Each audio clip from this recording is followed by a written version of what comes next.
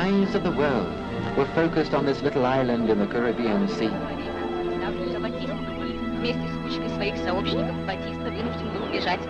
Although Fidel Castro is not officially a communist,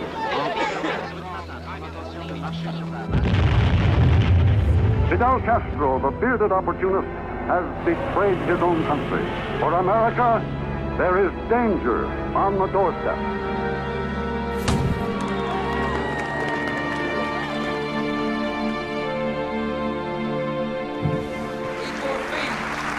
Y por fin, ¡viva Cuba Libre!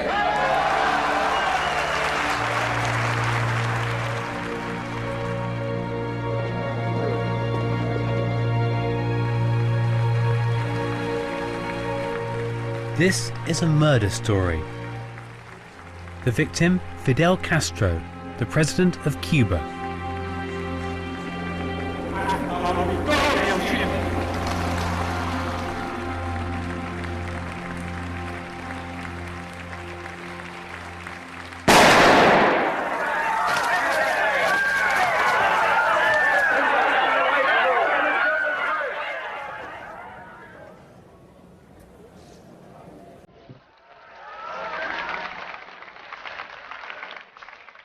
Castro never was assassinated.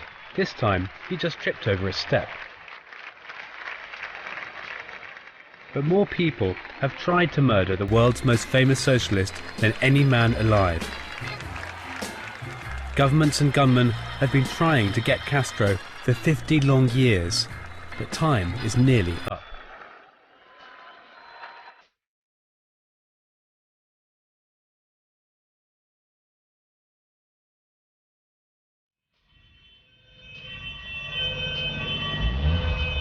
The men who tried to kill Castro have spent decades in the shadows. Now they've come forward to reveal their secrets. Who are these men? Heroes or villains? And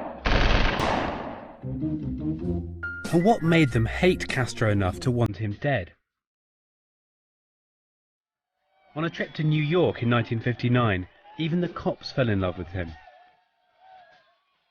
And he didn't just hand out Cuban cigars. He promised his own people free health and education and the dream of equality. You'd think people would want to copy him, not kill him. Hello, everyone. We'd like to share our trips with you, and tonight we'll all be going to Cuba. Cuba lies just off the coast of Florida.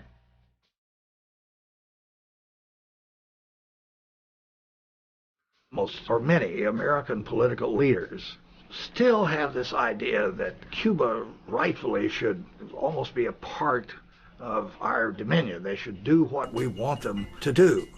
And that if it weren't for Castro, they probably would. So Castro has come to be seen as this nettlesome figure that we simply can't deal with, who has defied us and jeered at us for almost 50 years and got away with it.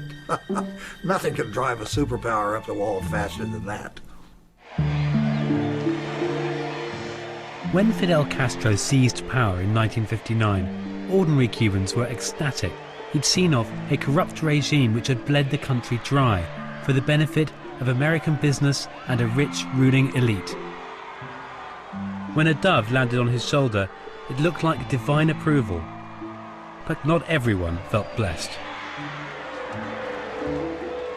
Most of my family were elated when Castro took over, as were most of the Cuban people. Now, I remember I was not 10 years old when I saw on television a trial, when the first early trials of the revolution. And as the trial was going on, as they were going to process this man for an execution against a firing squad, which was later televised, there were vendors walking around in the audience selling candy and soft drinks. And I was 9 years old and I said, wow, this is not right.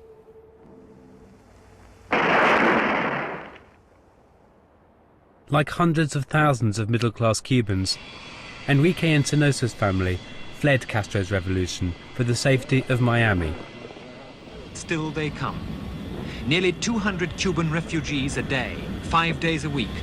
They arrive with little more than the clothes on their back. Their cash, houses, land, furniture have long since been signed over to the Cuban government.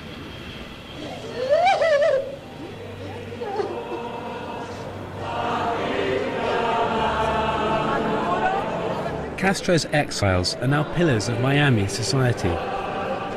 Their bitterness has grown with every year Castro has stayed in power.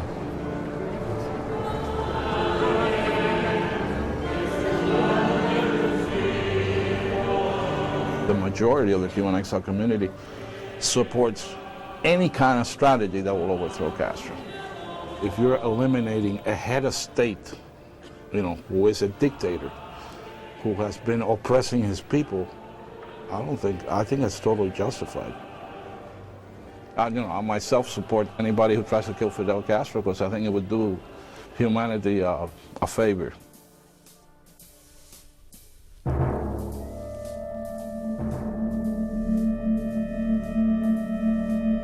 If the opportunity comes to harm him through violent means, I will gladly do so.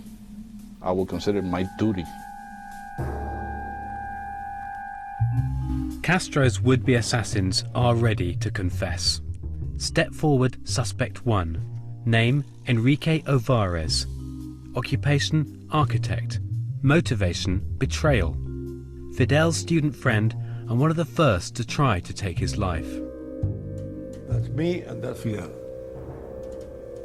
Here, that's Fidel and that's me. Fidel and that's me. I realized in the years that we go together, that we stay together, that he is not a good person. He always has in his mind only one point, the total power. He don't have family, he don't have friends, he don't have nothing. I heard that people said, no, Fidel es comunista. Fidel no es nothing. Fidel es fidelista, punto. It's for him, and that's it. Ovares became so disillusioned with Castro that he felt compelled to act. Liquidarlo físicamente, no hay otra solución. O si no padecerlo, sentarte ahí y esperar. Just after the revolution, Castro could still be seen on Havana's streets, unconcerned and unprotected. Ovares was going to gun him down in broad daylight. Con personas que fueran en una máquina con ametralladoras o con pistolas y en un lugar donde estuviera que no hubiera un total riesgo de tratar de matarlo, cosa que se podía hacer al principio. Ya después, más adelante, ha sido imposible. Tú tienes que haber visto miles de películas, cómo hacen eso. El día que yo me lo encontré en ese lugar, que estaba en las afueras de un restaurante que se llama Casa Alta, conversando ahí. Tú vienes en la máquina, para, lo matas y te vas en la máquina, tan sencillo como eso. It sounded simple, but killing a man for the first time is never simple. I don't pretend to know what goes through a man's mind in a situation like this, because I think we're all different. And a man might do something today that he might not have the mentality to do 6 months from now, because human beings are psychologically fragile. But I would say that a man who puts himself in a situation where he actually goes out on the field and actually puts himself within grasp, he should be committed to do, what he set out to do. I don't think it's being, from my own perspective, I wouldn't see any excuse for that. You're there, and nobody hired you to do this. This is something that you volunteered to do. This is something that before you went into, you were totally aware of the circumstances. So you should be willing to take it to the last level. And if you don't, then you failed. It'd be very hard for a man to live with himself after that.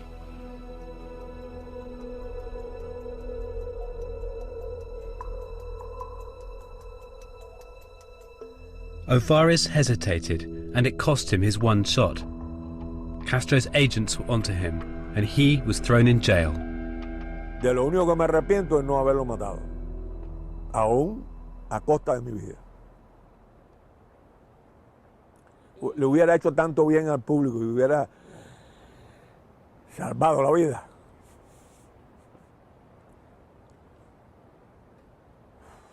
De tantos amigos.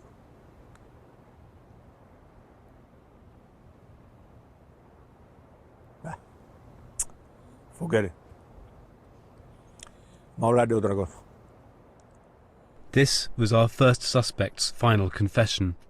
2 months later, Enrique Ovares, who was ill with cancer, did take a life. His own. Now back to Edward R. Murrow. Just 30 days ago, Fidel Castro entered Havana to be greeted by cheering mobs as one of the greatest heroes in Cuba's history. A few hours ago, he returned to his apartment on the 23rd floor of the Havana Hilton Hotel in the center of the city. Good evening, Fidel Castro. You must have had a very busy week. How do you feel? Well, I really feel well, something tired, but we have to work very much. What about your personal safety? This is something you must think about, or doesn't that worry you?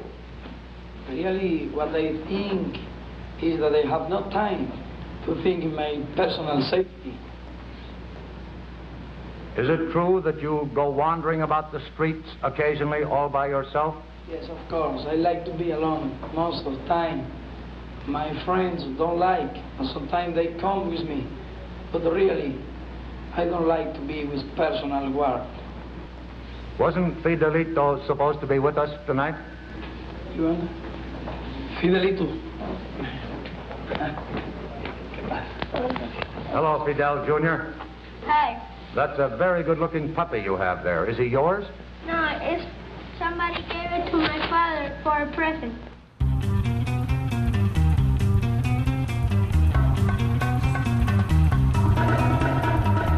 But America's curiosity with Castro's revolution couldn't last.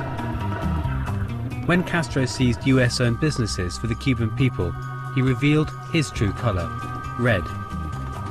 And in 50s America, what could be worse than a communist takeover on the doorstep?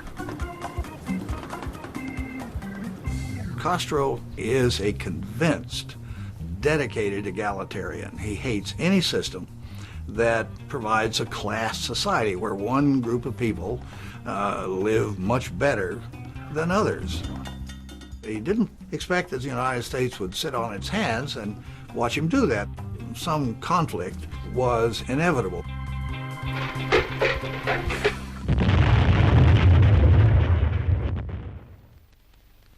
Get your gun out.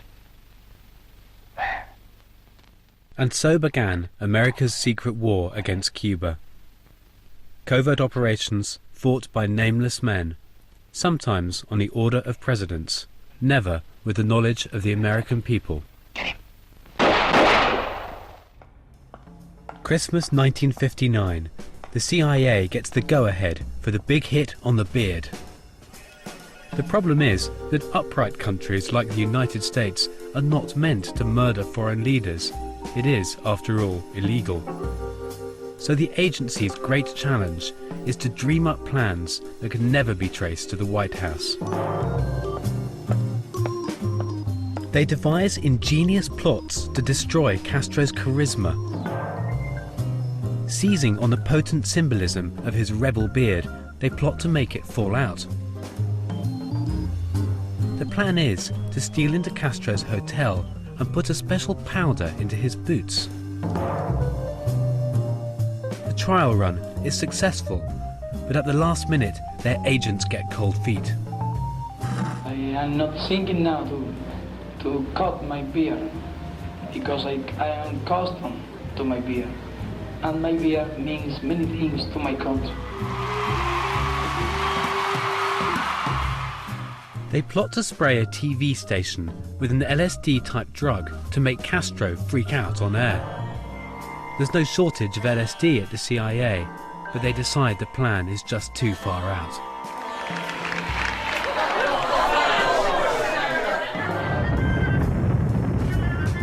If America's favourite astronaut, John Glenn, gets lost in space, they plan to blame Castro for zapping his module with magnetic rays.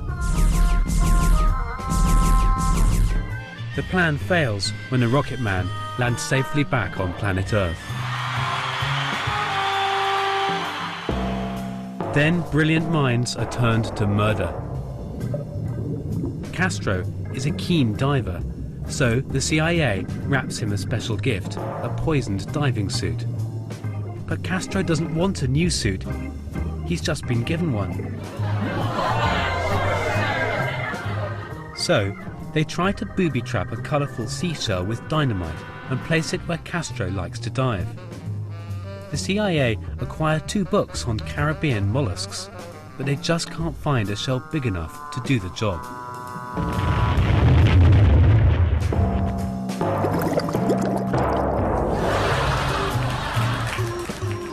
Next, they rig a poisoned syringe inside a fountain pen. But they decide they just won't get away with scratching the beard. Most famously, they really do plot to kill Castro by doctoring his favourite cigars. Plan A is poison. Plan B, explosives.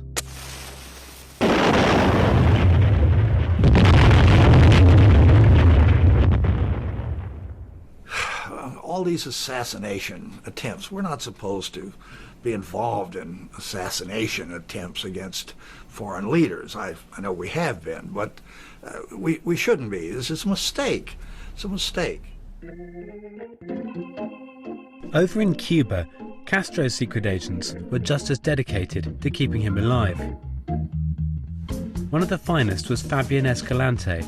His exploits were even turned into a hit thriller on Cuban TV.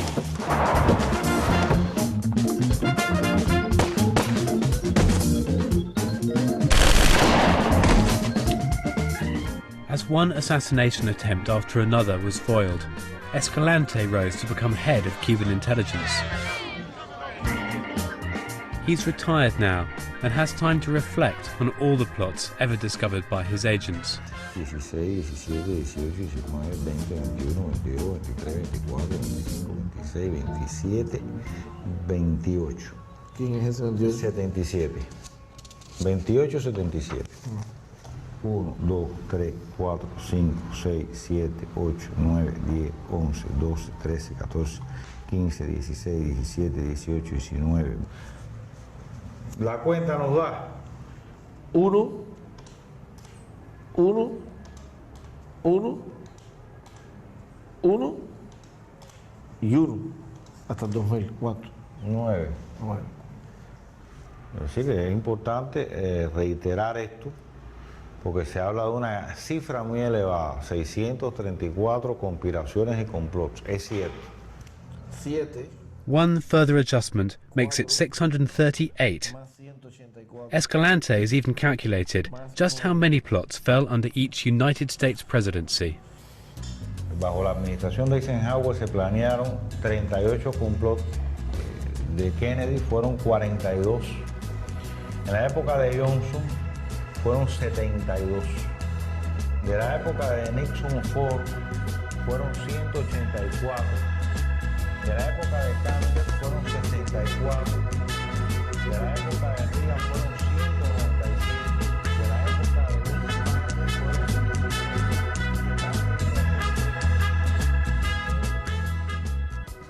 100. Escalante was keen to substantiate each and every one of the plots he's counted. El edificio aquel que aparece ahí solitario. He had eyes everywhere, and men on the inside of the conspiracies that threatened Castro's revolution. In Havana itself, you couldn't light a cigar without him knowing. There was a grenade attack planned at a baseball game. snipers zeroed in on the university steps. He knew their plans down to the last detail. There was a radio-controlled plane packed with explosives to be launched from the National Library. Assassins tried to serve Castro a poisoned milkshake at Havana Hilton. They planned to ambush the presidential convoy on its way to the airport.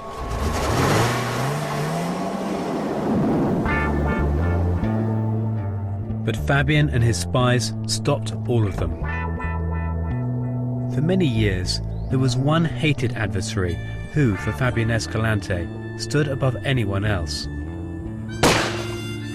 He considered him the greatest threat to Fidel Castro.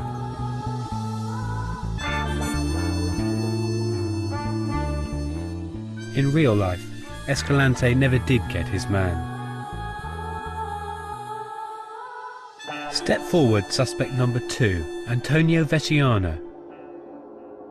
Qualified in accountancy, recruited by the CIA. Now, gone fishing just off Miami Beach. Y es un deporte bonito, lo que es un deporte que tiene que tener paciencia, porque a veces se pasa uno 3 horas y no puede enganchar ningún pescado, depende. Yo he tenido paciencia porque la vida me dio lecciones de que tenía que tener paciencia. La paciencia para las personas que trabajamos en el underground hay que tener mucha paciencia. The former CIA man, who once ran guns to Cuba, now runs nothing more than a chain of marine stores in Miami. Este es un grandson, this is my grandson. My grandson, Leo Suarez. This is my son, the president of the corporation. We have 4 stores.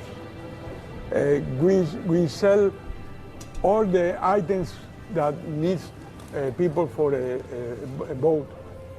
For example, this is a gun to use in case of they are in danger.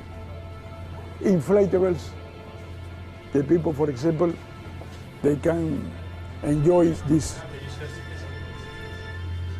He is like a soccer player with cold blood shooting a penalty shot. I mean, he can stand there and he won't budge, and he will do what he thinks is right. He's a very determined man. Yes, he sure is. I'm very proud being his son, actually. Mira, yo tengo casi la misma edad que Castro. Castro tiene 2 años y 1 mes más que yo. Entonces yo conocí a Castro en la universidad. Algunas personas que lo conocíamos, que estábamos en la misma generación y en la universidad, teníamos alguna duda sobre las verdaderas intenciones de él. Él nunca dijo que era comunista en la sierra. Empezamos los profesionales, los abogados, arquitectos y contadores a reunirnos y decir a dónde lleva este hombre al país. Habló de elecciones, ya no quiere hacer elecciones. Y entonces nos decidimos por tratar de matar al tirano Castro, que creíamos que con la muerte de él podría terminarse aquel régimen.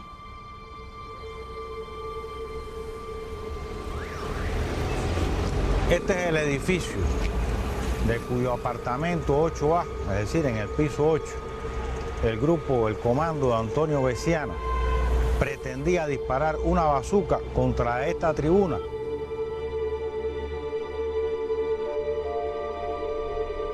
Pero daba de frente al Palacio Presidencial. De allí se podía ver casi la cara de Castro. The bazooka was ready to fire. Castro was a sitting duck. This time, his spies knew nothing.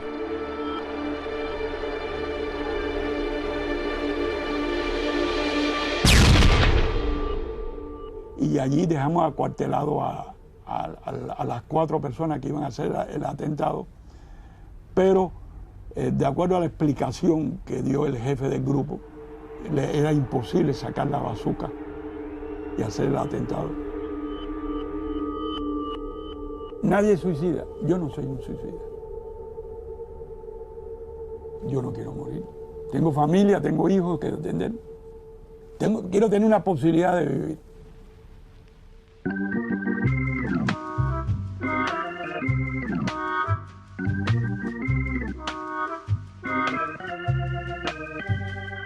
Stung by failure, the CIA gambled on an astonishing new partner in crime, the Mafia. Before the revolution, organized crime ran Havana, and they made millions.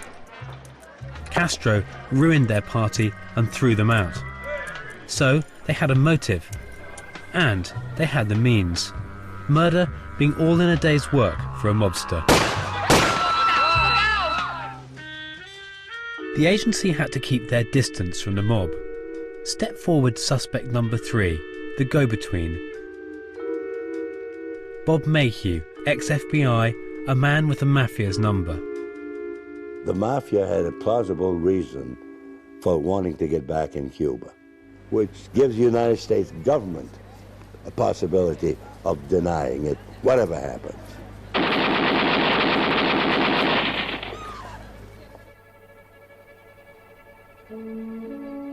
You know, there are those who will disbelieve what I'm about to say, but my immediate problem was that I happen to be a Roman Catholic. As I say, I don't profess to be the Pope.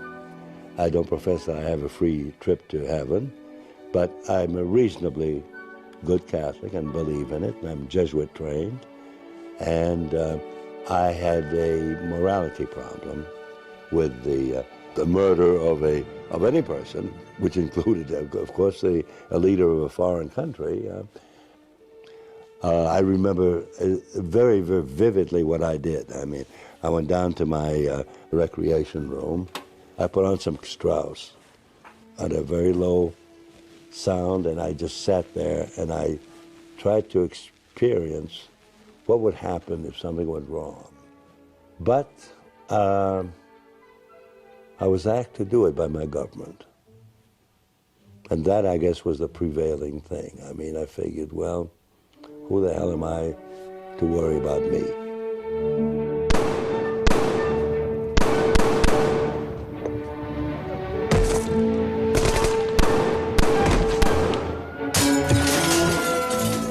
You have to understand that espionage is a very dirty business. It's a dirty business. If this was the way to save one American life, it was a good way to go.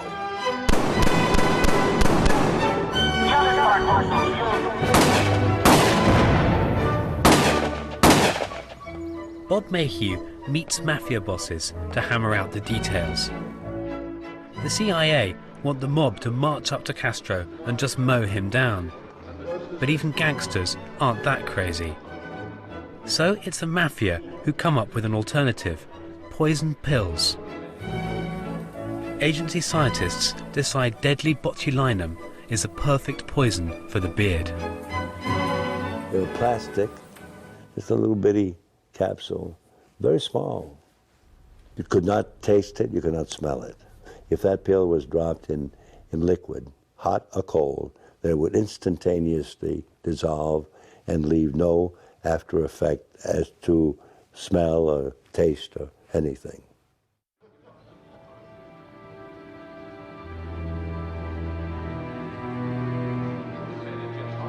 Having invented a lethal pill, the CIA now has to get Castro to swallow it. Someone has to get close to him. His hideaway at the Hilton Hotel is heavily guarded. But maybe the beard does have a weakness after all. This city is always noisy, loquacious and smiling, and so it sometimes appears a little frivolous and carefree, like a pretty girl, but that is only at first glance.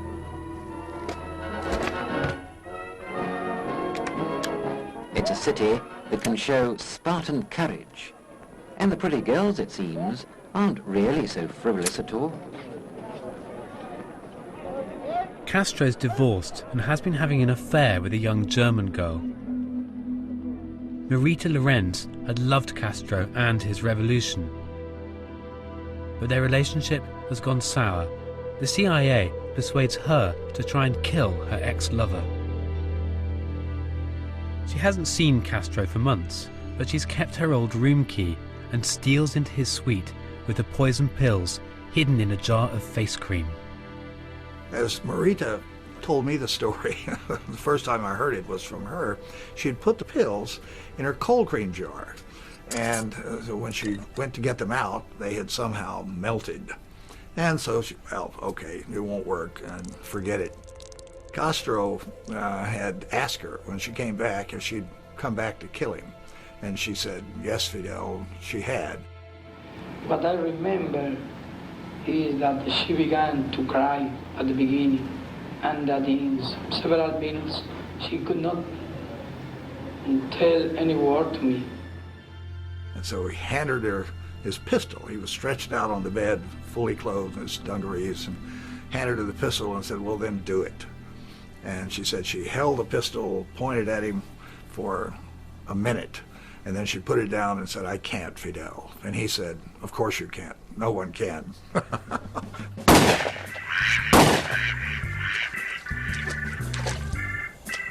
Now desperate to dislodge Castro, the CIA hatched its most brazen scheme. It all began here. On President Eisenhower's order, they planned not only to kill Castro, but mount an invasion of Cuba.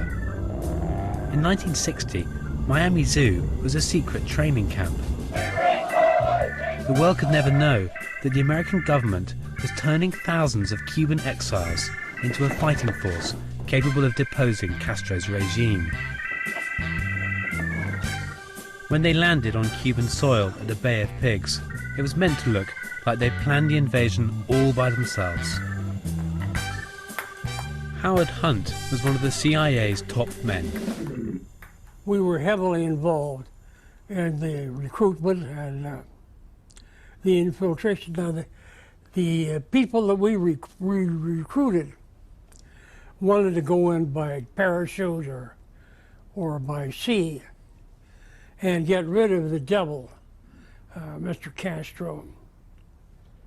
Castro was such a charismatic leader that there was just no possible antidote to him that would not have meant U.S. overt involvement. And that, of course, was what the United States government wanted to avoid. And, of course, Eisenhower wanted the American hand totally concealed. And I think the agency learned a big lesson from that you can't do both. You can't succeed, and you can't keep the American hand invisible. Was part of the plan to kill Fidel Castro? To do what? To kill Fidel Castro. Well, those are not, that word kill, the verb kill, is not easily used in government communications. I myself felt that that was the ultimate solution, because if you had him, you had a caged tiger, and but we never got that far. These are anxious days for Cuba. The threat of armed aggression hangs over the little island.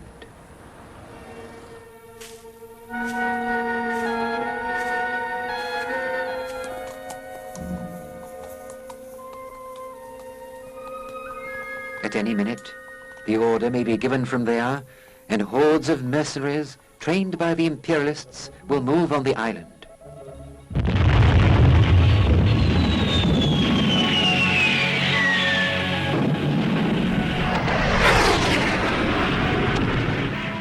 The big day came in April 1961.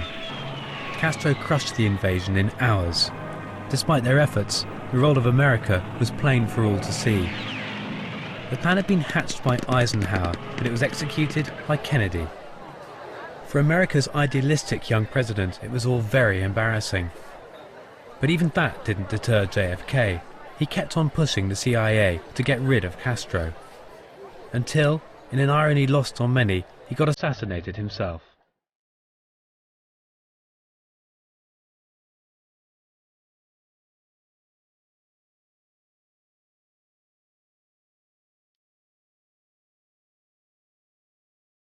Fidel Castro and his right-hand man Che Guevara might have thought they would finally be left in peace, free to cut cane and build the Cuban socialist dream, without having to worry quite so much about being assassinated the whole time.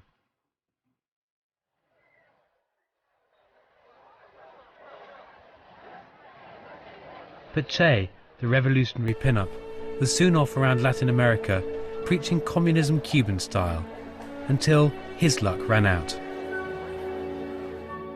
Step forward suspect number 4, Felix Rodriguez. A born fighter, he fled Cuba and signed up as a CIA sniper. One thing made him a big hit with America's first family. He tried to kill Fidel 3 times. President Bush, my father. That was when he was vice president at the White House. To Felix Rodriguez with high esteem and admiration, George Bush.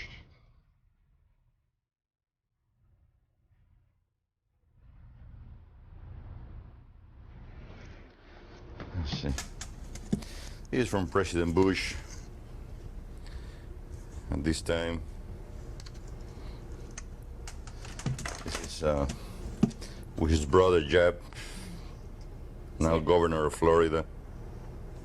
And is that another photo of you and President Bush behind Yes. there? We were talking at the time about the Che Guevara story, so I told them, you know, the last moment of Che Guevara, and then everybody that I go to, it's always very interesting knowing the character of Che Guevara, what did he had to say at the last minute, and you know, what was the conversation between the two of us. So we did talk a lot about that. This is the one with Che Guevara in Bolivia. Are you in that photo, Felix? Yeah, this is me right here. And that's Che here. And that's actually the last picture of Che alive. There seems absolutely no doubt at all that this is Che Guevara. Yes, they're now sitting Che Guevara up, actually sitting him up. His dead body is now being sat up. It's the most fantastic sight. He's a very pale, ghastly, ghostly yellow colour. His head has rolled back onto the stretcher on which he was brought in. His eyes are still open. Balls of his eyes sticking out at you. And now they're lifting his head up by his long hair again. Rodriguez personally gave the order to execute Che Guevara. He says, anything I can say to your family. And then he changed and said, then if you can tell my wife to remarry and try to be happy. And those were his last word. Then he came to me, he approached me, he shook my hand, I shook his hand, he embraced me, I embraced him. And then he stood back in attention, thinking I was going to be the one to shoot him. So I left the room, and there was a Sergeant Terran who was taking care of those matters, and told him, it's order from your command to eliminate the prisoner. Don't shoot him from here up, shoot from here down, because this man's supposed to die from combat wound. We say, sí, mi capitán, sí, mi capitán. So I left the room, I went to an advanced post that I had, and I was taking note. It was 1 o'clock when I left the room there, Bolivian time. About 1:10, that's when we heard the burst. The CIA's achievement was to make Che Guevara a martyr for his cause, celebrated by millions to this day.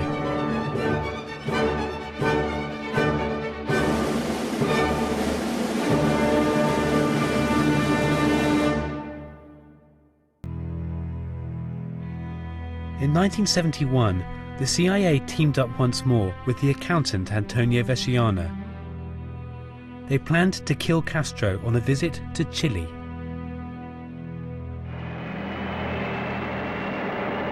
My father was stationed at the United States Embassy in La Paz, Bolivia, and we decided to go on a vacation. The journey to adventure is so simple now. We went from La Paz, Bolivia, in through the Lake Titicaca, which is the highest lake in the world, and then we traveled all the way to Santiago, Chile. And during that trip that I thought was a vacation, my father did just something that was phenomenal.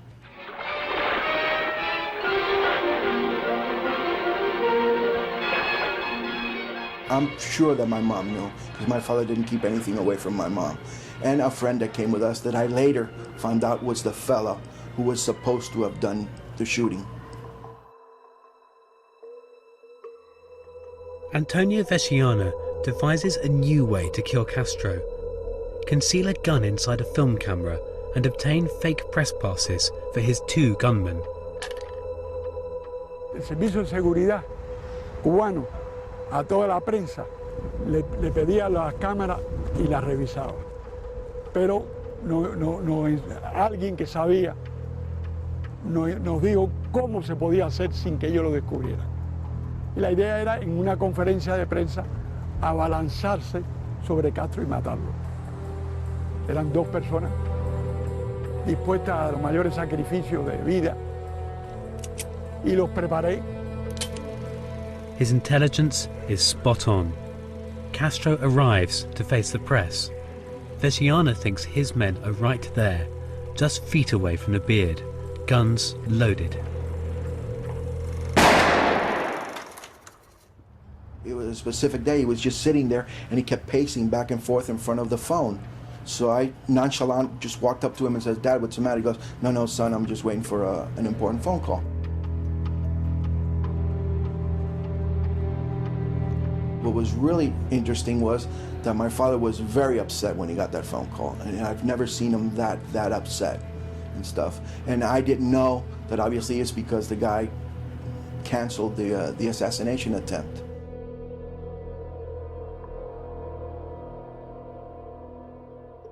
Fallaron porque, en mi opinión, porque el valor final le faltó. Empezaron a buscar excusas diciendo que era muy difícil hacer el trabajo y se fueron. I later found out that he said something that he got an appendicitis. I don't believe that. I think he got a little scared under the hood, and stuff. I told something to my dad now that things are falling. He says, I told my dad, you should have hired an Arab. Those guys are not scared of anything. They're willing to give their life away if they have to.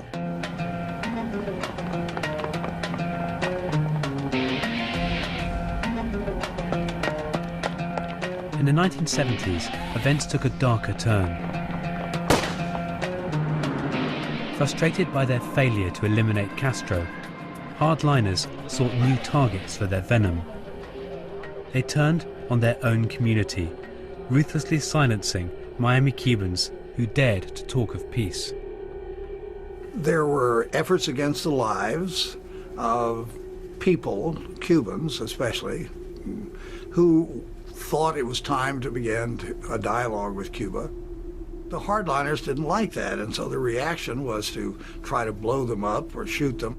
And I suppose you can say, no wonder, given that these hardline exiles had been trained by the CIA, they had been involved in sabotage raids against Cuba, some of them in assassination attempts and so forth. This was the way they operated.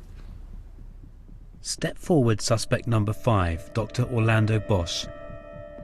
A reckless hardliner who hated Castro so much he abandoned his career in pediatric medicine for terrorism. He's linked to at least 50 bombings. In 1967, he fired a bazooka at a ship in Miami Harbor simply because it was on its way to Havana. He even threatened the British Prime Minister because he was too soft on Cuba. One woman's followed his tracks, writer and journalist Ann Barda. Orlando Bosch is a convicted terrorist. If for nothing else, the shooting here in the Miami harbor of the Polish ship, which he admits to. But he also talks about dozens and dozens of other militant strikes and his lifetime quest to kill Fidel Castro. What happened next will never be forgotten or forgiven by Cuban people. Cubana 455, Roger, clear to start, temperature 30. In October 1976, Orlando Bosch became Cuba's most wanted man. Cubana 455, push back. Well, there were 73 passengers on the plane. It picked up passengers in Guyana. Then it stopped in Barbados, and they had to refuel. And then apparently at that time, 2 of the men boarded the plane. They went into the toilets of the plane and planted the bombs in there in the plane. And soon as the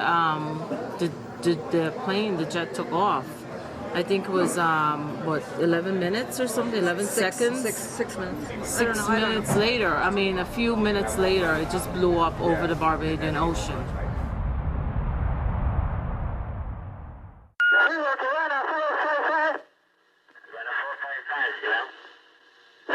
was an explosion and we are descending immediately. We had fire on board. Humana 4, firefighter, you returning to the field. The time is 1724. Okay, Silver, Humana 455. We're requesting immediately landing. Cierre la puerta. The time is 1727. Eso, Pedro. Pégate abajo, Pedro, pégate abajo. At the time, we had a cousin. She woke us up, and she kept saying to all of us, sit down, you need to sit down. I remember her saying to my mother, you know, please sit down, sit down.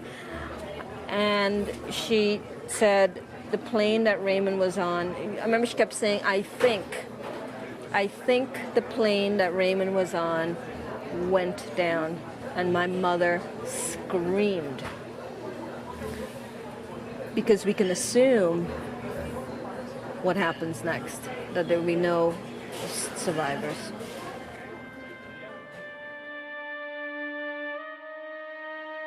The wreckage fell near Barbados. There were no survivors. There had been 73 passengers and crew on board, amongst them the 24 members of the Cuban national fencing team. Many were teenagers. 2 men were convicted in Venezuela of placing the bombs, but the suspected masterminds remained elusive. CIA documents reveal that days before the bombing, an associate of Orlando Bosch was overheard saying, "We're going to hit a Cuban airplane. Orlando has the details." Bosch was detained for the crime in Venezuela, but was never convicted. In 1989, Bosch emerged back in the United States. He was arrested, but only for a parole violation.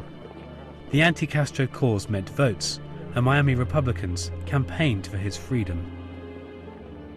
He became the cornerstone of the campaign by Ileana Ross Lehtinen for her run for the U.S. Congress. The campaign became Free Orlando Bosch. Her campaign manager was a young, ambitious politician named Jeb Bush. And Jeb Bush's father was the Vice President of the United States and then was the President of the United States. Mr. President, it is an honor and a thrill that you have come to Miami on behalf of my campaign. I'm extremely grateful for all of your support and encouragement in the past weeks. And despite protests from the U.S. Justice Department, particularly from Bush's own Attorney General, saying that this is one of the worst terrorists operating in our hemisphere, that we, under no circumstances, should allow him to remain here, President George Bush overruled them all at the request of his son and granted residency to Orlando Bosch. He had spent the past 13 years in Venezuelan and American prisons. Bosch's relatives say he is in poor health and just wants to spend time with his family. The Justice Department has tried to deport Bosch as a terrorist, but 31 countries refused to take him. Orlando Bosch settled down with his family in Miami. He's a keen landscape painter who depicts Cuban scenes remembered from his youth.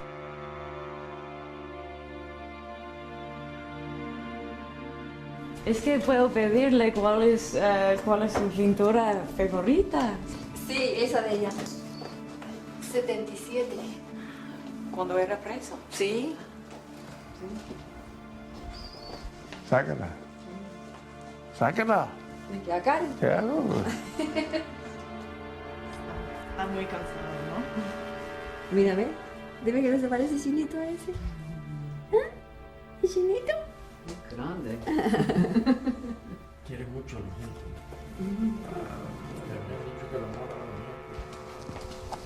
Sí, Orlando Bosch, el hombre que yo conocí. Orlando Bosch, el bueno. Orlando Bosch, the good man.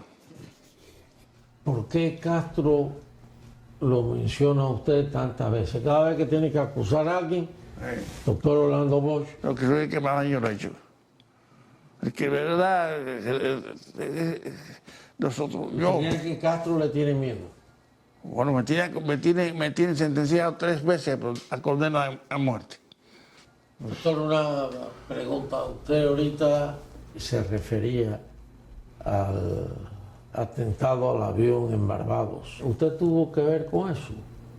¿Con el avión? No, yo tengo que decirte que no. Está bien. Y no es solo ese, el avión de Jamaica, que por todo y el avión aquí de los paquetes, que llevaba los paquetes de Cuba, que lo volaron también. Entonces, a mí me acusan de los 3 aviones. Los 3 aviones de Castro, a mí me acusan. Yo los dejo. No digo que no, ni que sí. En una guerra, este país, y todo el mundo, en una guerra, usted tiene que derribar los aviones del enemigo, usted tiene que destruir los submarinos del enemigo, todo lo que usted pueda. Porque es así, yo considero que nosotros estamos en guerra con Castro. Y en la guerra, todo es válido.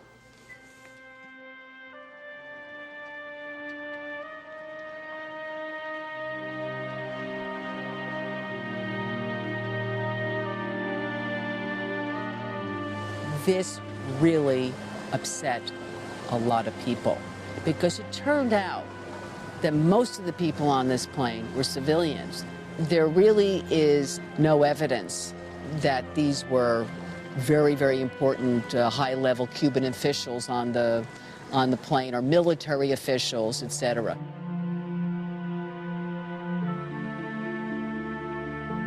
Nos inclinamos decididamente por la primera tesis. La CIA tuvo una participación directa en la destrucción del avión de Cubana en Barbados. El reclutamiento de ciudadanos y el empleo del territorio de otros países para realizar actos de esa naturaleza son métodos típicos de la CIA.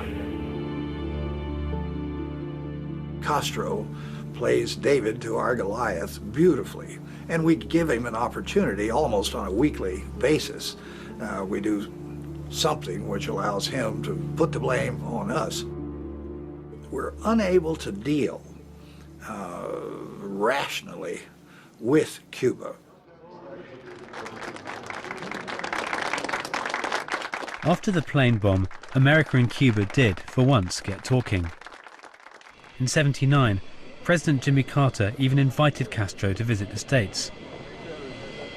The last time Fidel Castro made this journey, it was shortly after the revolution that brought him to power.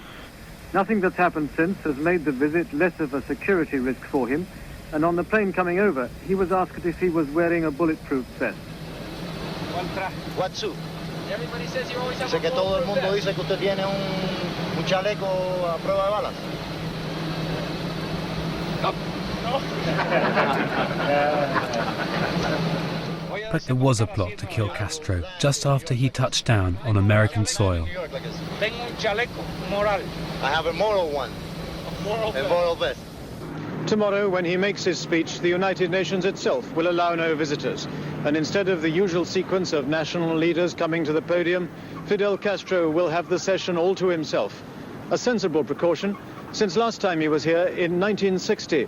He went on for 4 hours and 29 minutes. The hatred still burned in one of Castro's oldest enemies. Antonio Veciana plotted to hide plastic explosives inside a softball and throw it at Castro's car. Sino que tenía que ser una bomba de contacto. Cuando eso se lanzara, al tocar el carro explotaba. Y eso es una cosa de mucho riesgo y tiene que saber muy bien, tiene que ser un experto. Y el señor Edel Montiel había sido preparado por la CIA en explosivos y sabía perfectamente lo que podía hacer.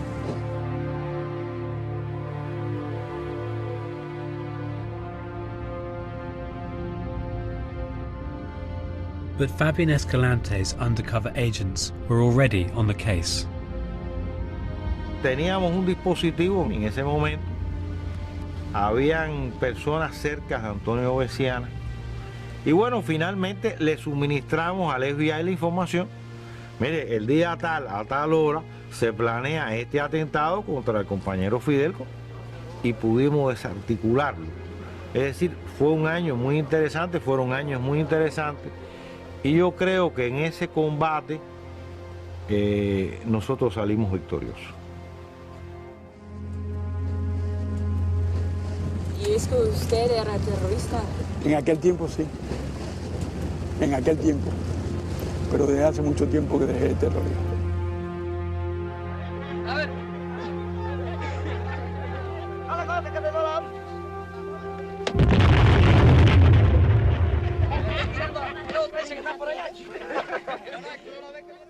Es decir, sacrifiqué a mí.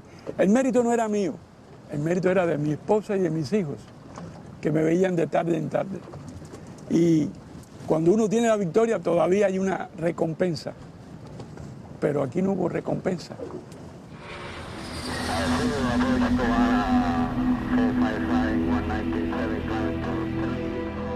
There was another man accused of the Cuban airline bombing in 1976, though he denies it. Step forward suspect number 6, Luis Posada Carriles, an aristocrat, his life's ambition to kill the communist Castro. In the 50s, Havana University trained Posada in chemistry and engineering. In the 60s, America trained him in sabotage and explosives. Writer Ann Bardak met him when he was on the run. Posada came out, an elderly man with kind of silver gray hair, real gentleman, took my bags. He had a van waiting outside. He had the gravelly, crushed voice. A lot of charm, a lot of self-confidence. Big, big ladies' man. He gets involved from Bay of Pigs. Bay of Pigs is the jumping off point for Luis Posada. And he had a lot of advantages because he had previously worked as an exterminator. That was the first career of Luis Posada. Something that I find curious about Luis Posada is he did his degrees in chemical engineering. So he was the one with the real background in explosives.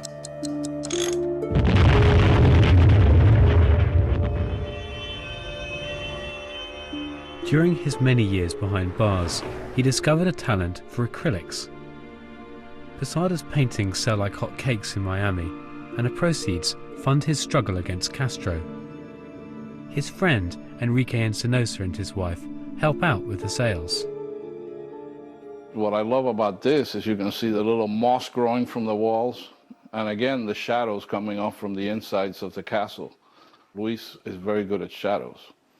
This painting is of a street in Oriente province, and to me it's one of the best works done by Luis Posada Carriles. If you will observe, he has excellent depth in the street, tremendous use of shadows.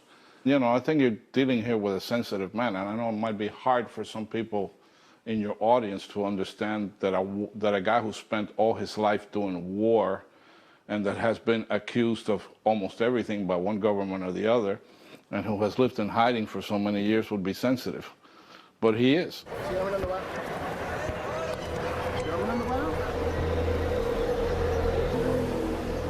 In 1997, 7 bombs tore apart Havana's hotels.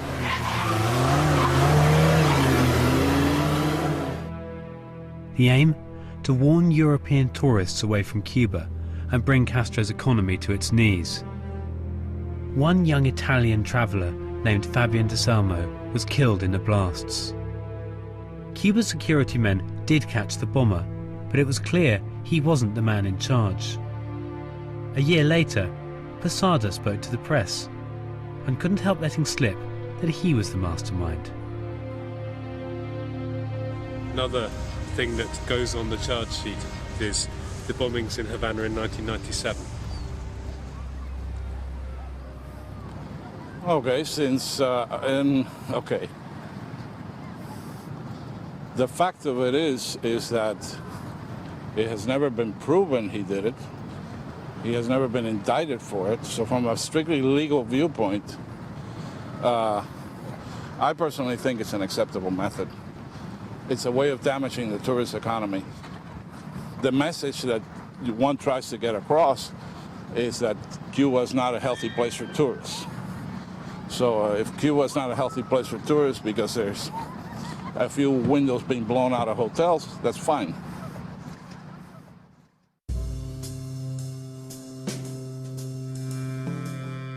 It's the year 2000. Cuban agents are in Panama to protect Castro on a visit. Under close surveillance is a group of Castro's oldest adversaries. Luis Posada was there with Gaspar Jimenez, Pedro Ramon, and Guillermo Novo, and they were there to try to assassinate Fidel Castro. There can be no doubt about that. They also had been infiltrated, probably by one of their own, probably by one of their confidants, and Cuban intelligence certainly knew what they were up to. They are exceptionally good. Acuérdese que yo soy un profesional y cuando yo vi las imágenes por la televisión del trabajo que habían hecho mis compañeros, me quedé maravillado. Dije, qué excelente trabajo. Es decir, es una obra de arte, es un trabajo muy bien hecho. The plot, the 638th and last in Escalante's list, was to take Castro out with a bang by putting a huge bomb underneath his podium. When it was foiled, Castro revelled in the victory.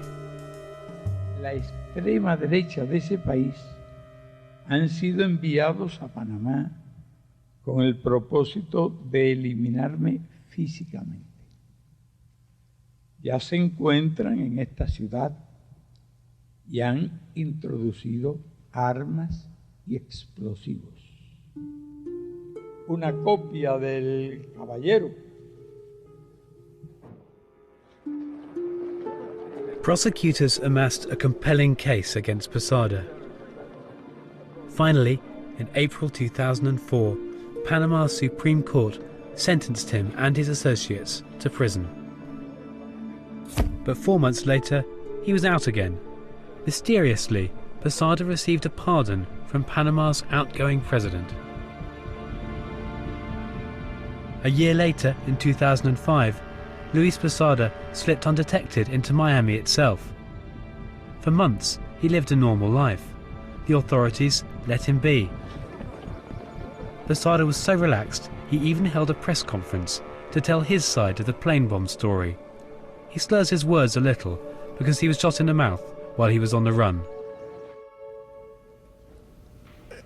Ese abominable hecho, como un caso de terrorismo que ha sido usado por Castro a través de todos esos años para tratar de mentir, mezclarme. Mi único objetivo es luchar por la liberación de mi patria. I was shocked, sure. I mean, shocked, yeah. Yeah, that here he's now hanging out in Miami asking for political asylum. Shocked, yeah, it's just like a terrorist. George Bush says that anyone who gives refuge or shelters a terrorist is a terrorist. Well, then that makes George Bush himself a terrorist. He certainly is sheltering, at this point, Luis Posada Cadiles, and his father allowed Orlando Bosch safe conduct so that he could remain and live in Miami. If anybody harbors a terrorist, they're a terrorist. If they fund a terrorist, they're a terrorist. If they house terrorists, they're terrorists. I mean, I can't make it any more clearly to other nations around the world. And that's what they are. I mean, Orlando Bosch and Luis Posada Cadiles are terrorists. I mean, no other definition fits. All this might not matter too much if all Miami's assorted terrorists and assassins were in retirement, but they aren't. We went to see a man who got arrested for possessing a Stinger missile he wanted to use to kill Fidel Castro. Step forward our final suspect, Rodolfo Frometa, electrician and guerrilla. ¿Cómo andamos? ¿Cómo andan? Bien, bien, mi hijo. ¿Cómo está? ¿Cómo estamos? Teresita, mi esposa. Mucho gusto. Encantada. Hola.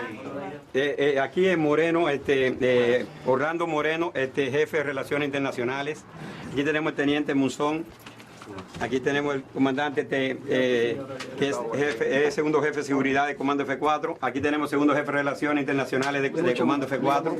Este es el hermano aquí del presidente Jim Bush, gobernador del estado de la Florida, el cual es mi amigo. Tenemos muy buenas relaciones.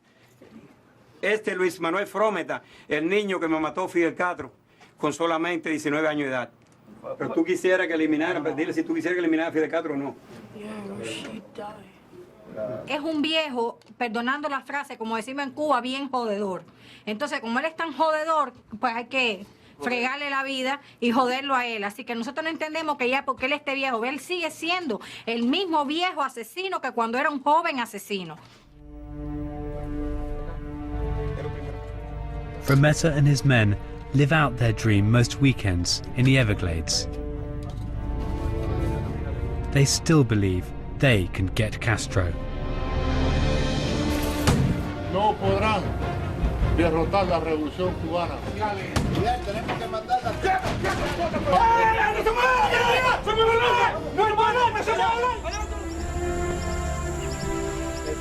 Bien, vamos a aprovechar ahora que estamos aquí y decirle a Fidel Castro cuál es el motivo de tú matar y asesinar tanto al pueblo de Cuba. No me fusilen. Pido perdón. Pide perdón. Tú pides perdón, que son perdonados. Párenlo ahí, llévenlo para ahí, llévenlo ahí para el lugar. Ahí. Secretary of State Coleman Powell and Secretary of Housing and Urban Development Mel Martinez. Hola. To plan for Cuba's transition from Stalinist rule to a free and open society. To identify ways to hasten the arrival of that day. No matter what the dictator intends or plans, Cuba será pronto libre.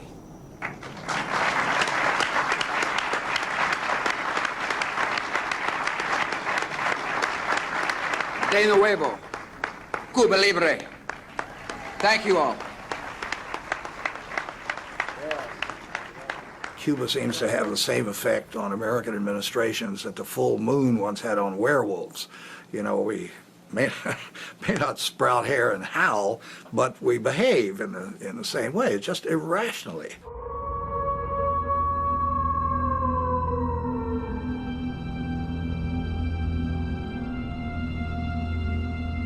Whatever became of Luis Posada Carriles, the United States could have sent him to join other suspected terrorists in Guantanamo Bay, but they didn't. Posada was very publicly arrested and escorted under armed guard. But he wasn't charged with blowing up planes or trying to murder Fidel Castro. He was simply detained for visa irregularities. ¿Por qué está detenido Luis Posada Carriles? Bueno, está detenido simplemente por entrada ilegal a Estados Unidos. Nadie ha dicho que Luis Posada Carriles es el Bin Laden latinoamericano, en lo absoluto. Es decir, todo lo que se dice de Posada Carriles es que es un anticastrista. No, señor, Posada Carriles y Orlando Bush no son anticastristas, son terroristas, que son dos cosas distintas. The American authorities wouldn't let us visit Posada in jail, but his friends chat to him almost daily. Hey there. Hey! Hi, Hello. okay. Come on in. Thank you very much. Come right in. How are you doing? Fine. Good, fine. good. Make yourselves at home. And how's Luis? Luis is fine, expecting your call. Okay. Where have all his paintings gone? We had a painting exhibition and we sold 121 paintings. It was very, very successful. And it was like over $30,000 in paintings sold over the weekend. Buenos días, campeón. Posada was on good form, but he was perplexed that the American government, which he'd served so long, had, if only for a little while, put him behind bars. Muchas veces apoyado por los Estados Unidos y trabajando con ellos, pero los tiempos han cambiado. Lo que aquello era luchar un soldado de la libertad, muchas cosas que se califican ahora como terrorismo y como se llama, en estos momentos me da vergüenza decirlo, pero así es. Yo estoy en una cárcel de mis aliados. ¿Cuántas veces has atentado a matar a Fidel Castro? Bueno, yo no puedo contestarte esta pregunta desde una cárcel donde me están juzgando por mi peligrosidad. Así que voy a pasar. Yo a veces no quisiera decirlo, pero yo creo que él se siente más seguro cuando yo estoy preso, ¿verdad? Ok, Luis, te quiero. Chao. I was very happy to hear him. Yeah, he's kind of grown on us. Yeah, he's quite a character. We're looking forward to having him back, hopefully soon. Hopefully soon. It would be a shame if he dies in jail. But like he tried to say, I mean, the struggle is going to continue with him or without him. So, because it's a just struggle, we're looking to do something that is important to, what, 12 million people now? So...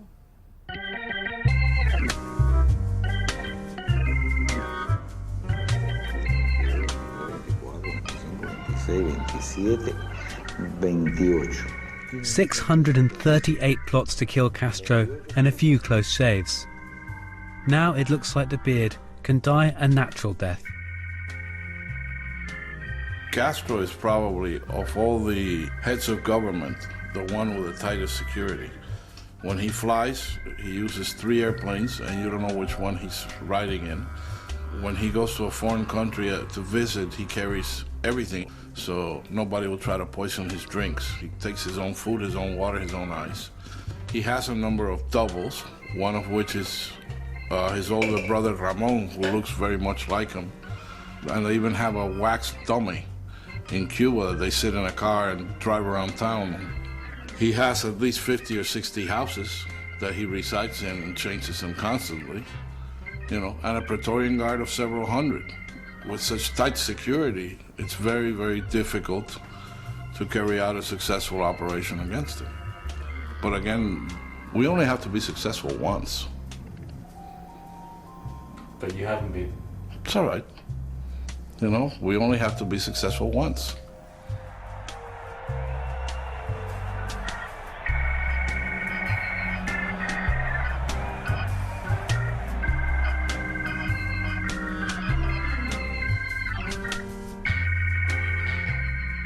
There's a biography of the charismatic Cuban leader Fidel Castro at channel4.com/history. Next, from BAFTA-winning director Leo Regan comes a drama that'll open your eyes to the world of violence and the control it takes on people's lives. Through the eyes of a reformed criminal, It Scars.